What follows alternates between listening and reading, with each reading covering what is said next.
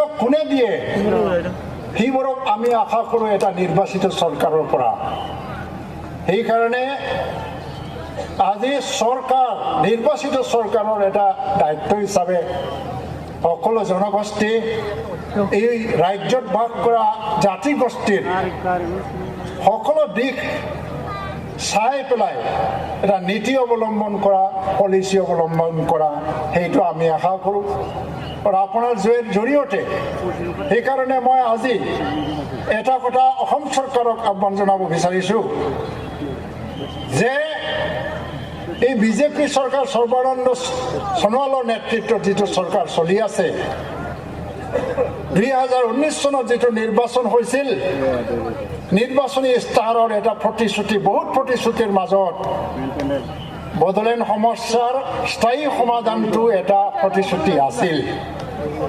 আৰু এইটোকে মই আপোনাৰ জৰিয়তে চৰকাৰলৈ দাবী জনাব বিচাৰোঁ যে অনতি পলমে সময় থাকোঁতে বড়োলেণ্ড সমস্যাত আলোচনা চলি আছে, সেই আলোচনাৰ নামত আলোচনাটো চলাই লৈ গৈ নাথাকি পেলাই অনতি পলমে চৰকাৰ হিচাপে এটা সিদ্ধান্ত গ্ৰহণ কৰি এই সমস্যাৰ স্থায়ী সমাধান কৰিব লাগে বুলি মই আজি আহ্বান জনাব বিচাৰিছোঁ অসম চৰকাৰক। আপোনাৰ ওপৰত যথেষ্ট সন্মান আছে।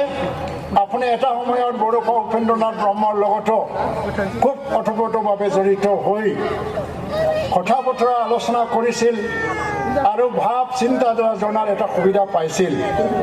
আৰু আপোনাক সন্মান জনাওঁ বুলি আপোনাক আমি সদায় আমাৰ মাজত বিচাৰোঁ।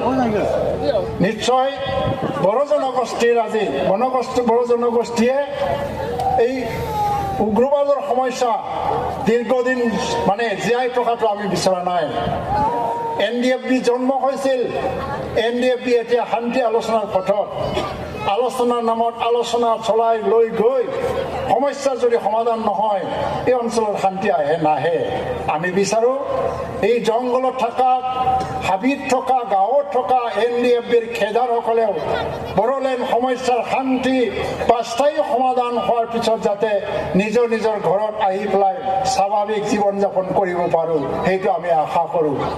আৰু চৰকাৰৰ নৈতিক দায়িত্ব, যিহেতু এইটো নিৰ্বাচনী এটা ইস্তাহাৰৰ প্ৰতিশ্ৰুতি হিচাপে আছিল, যে চৰকাৰ অনতি পলমে, আৰু আমি আশা কৰিছিলোঁ 2019 ভিতৰতে চৰকাৰে বড়োলেণ্ড সমস্যা সম্পৰ্কে এটা সিদ্ধান্তত উপনীত হ'ব। কিন্তু 2019 শেষ হ'বলৈ আৰু বেছি দিন নাই। আৰু এইকাৰণে আজি এই সভাৰ জৰিয়তে মই আকৌ কঠোৰ আহ্বান জনাইছোঁ ভাৰত চৰকাৰ, দিল্লী চৰকাৰক যে সময় আৰু নাই। আৰু এই সময় থাকোঁতে আপোনালোকে এটা সিদ্ধান্তত উপনীত হ'ব লাগিব। বড়োলেণ্ড সমস্যাৰ স্থায়ী সমাধান কৰাৰ কাৰণে এটা পদক্ষেপ আপোনালোকে ল'ব লাগে। মোৰ এইটো বড়ো জনগোষ্ঠীৰ হৈ পেলাই এটা আহ্বান। দ্বিতীয় কথা, অসম চৰকাৰে আজি ভূমি নীতি প্ৰণয়ন কৰিবলৈ গৈ আছে। সেইটো বিধানসভাৰ মজিয়াত হয়তোবা এটা বিধেয়ক হিচাপে আহিব, আলোচনা হ'ব আৰু এটা আইনত পৰিণত হ'ব। সেই আইনটো লৈ ভালকৈ মই পঢ়া শুনা কৰা নাই, যদিও পঢ়িছোঁ, তথাপিও এইটো এনালাইচিছ কৰি পেলাই ক'বলৈ হয়তো বহুতখিনি জনাৰ কথা আছে। এই ভূমি নীতিক লৈ পেলাই বহুত ধৰণৰ শংকা, ভয় মানুহৰ মনত আছে। এই ভূমি নীতিৰ আধাৰটো কি? হৰিশংকৰ ব্ৰহ্মৰ এটা কমিটিৰ ৰিপৰ্টৰ আধাৰত এটা তৈয়াৰ কৰা হৈছে বুলি কৈছে। মই আৰু বিতংত নাযাওঁ বিস্তৃতভাৱে, কিন্তু এটা কথাই ক'ব খুজিছোঁ, আমি অসমৰ জনজাতিসকল আটাইতকৈ খিলঞ্জীয়া জাতি যদি আছে অসমত, জনজাতিসকল আছে, বড়ো, ৰাভা, গাৰো, আৰু অসমত অন্য খিলঞ্জীয়া জনগোষ্ঠীও আছে। খিলঞ্জীয়া আৰু জনজাতিসকলে 100% 100% নিজৰ ভূমিৰ ৰক্ষণাবেক্ষণ বিচাৰে।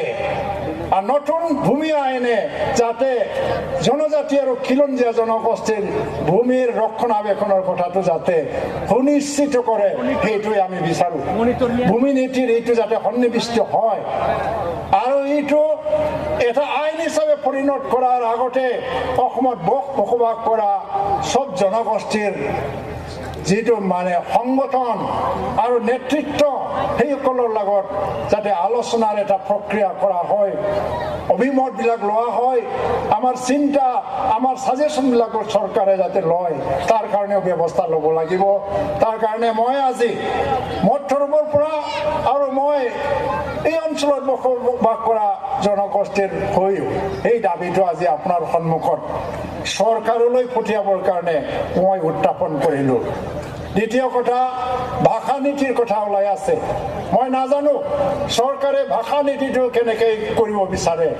সেইদিনা সংবাদ মাধ্যমত দেখিবলৈ পালোঁ যে অসমীয়া ক্লাছ 10 লৈকে চব জাতিয়ে ক্লাছ 10 লৈকে কম্পালচাৰী পঢ়িব লাগিব। অৱশ্যে ইয়াত লিখা আছে বৰাকভেলী আৰু BTD অঞ্চল বাদ দি পেলাই, কিন্তু এইটো স্পষ্ট কৰা ভাল। আৰু মই এই সন্দৰ্ভত বিশেষ বিতং কথা ক'ব খোজা নাই, কিন্তু ইতিহাস অসমৰ ইতিহাসক যদি চোৱা হয়, আজি যদি সংঘাতবোৰ কিয় সৃষ্টি হৈছিলে, জনগোষ্ঠীৰ মাজত বিভিন্নতা বা সংঘৰ্ষ বা সংঘাতবিলাক কিয় সৃষ্টি হৈছিল, সেইটো যদি বিচাৰ কৰি চোৱা হয় ভাষাই ভুল আছিল। ভাষাক লৈয়ে এটা সংঘাত সৃষ্টি হৈছিল অসমত। এই নতুন সংঘাত আৰু পুৰণি ইতিহাস পুনৰাবৃত্তি কৰাৰ কাৰণে বা কৰিবলৈ আমাৰ ইচ্ছা নাই, আৰু এইটো কৰিবও নালাগে। সেইকাৰণে অসম চৰকাৰে ভাষা নীতি প্ৰয়োগ কৰাৰ ক্ষেত্ৰত যথেষ্ট সংবেদনশীল হোৱা দৰকাৰ।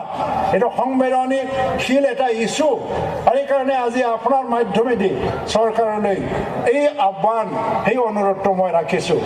আমি বড়োসকল যথেষ্ট শান্তিপ্ৰিয় জাতি, কিন্তু যেতিয়া এই অঞ্চলত সংঘাত সংঘৰ্ষ হৈছিল, আন্দোলন চলিছিল, বহুত ঘটনা ঘটি গ'ল, কিন্তু সেইবোৰ চব পাহৰি পেলাই বড়োই হওক বা এই অঞ্চলত বসবাস কৰা বঙালীয়ে হওক, মুছলমানে হওক বা অন্যান্য জাতিগোষ্ঠী নেপালীয়ে হওক, তেওঁলোকেও নিজৰ অধিকাৰ পাওক, নিৰাপত্তা পাওক, ভাষা সংস্কৃতি ৰৈ পেলাই জীয়াই থকাৰ এটা সুবিধা পাওক। বড়োসকলেও এইটো বিচাৰে, সমান উন্নয়ন, সমমৰ্যাদাও বিচাৰে। আমি কোনো জনগোষ্ঠীৰ বিৰুদ্ধে এই আন্দোলনটো কৰা নাছিল। The Bodoland movement was never against the Indian sovereignty. It was never against the interest of the any community.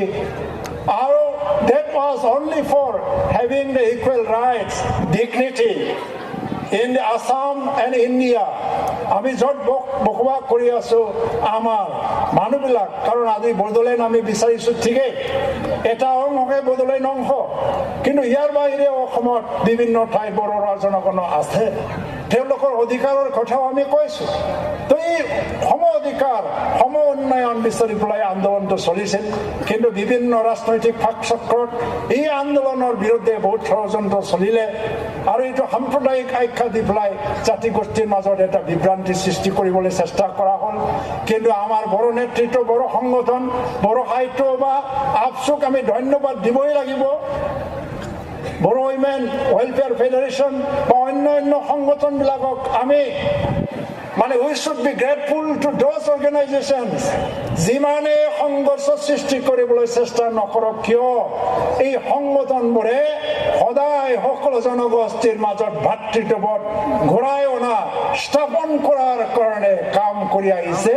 ইয়াত কোনো দিন তেওঁলোকে আপোচ কৰা নাই, কম্প্ৰমাইজ কৰা নাই। আৰু মই ভাবো বড়ো সাহিত্য বা আৰু নিখিল বড়ো ছাত্ৰ সন্থাই জনগোষ্ঠীৰ মাজত সংহতি, সমন্বয়, সম্প্ৰীতি আৰু ভাতৃত্ববোধ ৰক্ষা কৰাৰ কাৰণে যিকোনো শক্তিৰ বিৰুদ্ধে যুঁজিবলৈও প্ৰস্তুত তেওঁলোকে।